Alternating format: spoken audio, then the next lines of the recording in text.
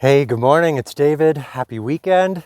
It's a little hazy, but there's my park I love to run through, and behind them you can sort of see the mountains. I always pause here because I'm thinking about putting one of these videos out there to reach more people, and I'm hoping it speaks to you today. So if you jump on here, let me know you were here, okay? Show me some love. Put a comment on this. Reach out, something, all right? I'd like to circle back and show you some love for being here and giving me some of your time. Today I want to talk about let's say, what's the first thing I want to say? I want to talk about how I started adding some income to my life because I recognized something I didn't like about relying on theater for my whole lifestyle and my quality of life. Yeah, I added a side hustle while I was working on Broadway, which just sounds crazy, right? But I realized that every show I was in was ending at some point. It was always coming to an end, or my body was breaking down and I wasn't going to be able to sustain what I was doing. And I didn't like that. So I knew that I needed something else that I could enjoy doing, that I wanted to fit around my life the way I had set it up. And I landed on something that worked wonders. And here's the other thing about it that I didn't realize at the time, but has made a huge difference for me over the years. When I was no longer relying on theater to define my quality of life totally by itself, I was no longer bringing desperation into my work. I was able to, sorry, I just almost got attacked by a dog. More dogs. I was no longer bringing desperation into my auditions and my work. I wasn't showing up with a need to pay a bill. I was able to show up with nothing but joy for being able to do what I wanted to do. And that started making all the difference.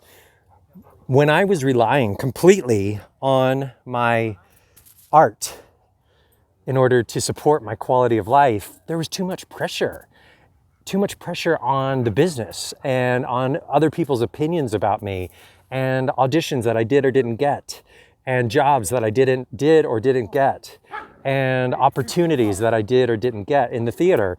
And what ended up happening was the more pressure I felt to get those jobs, the less joy that I could bring to those opportunities or auditions.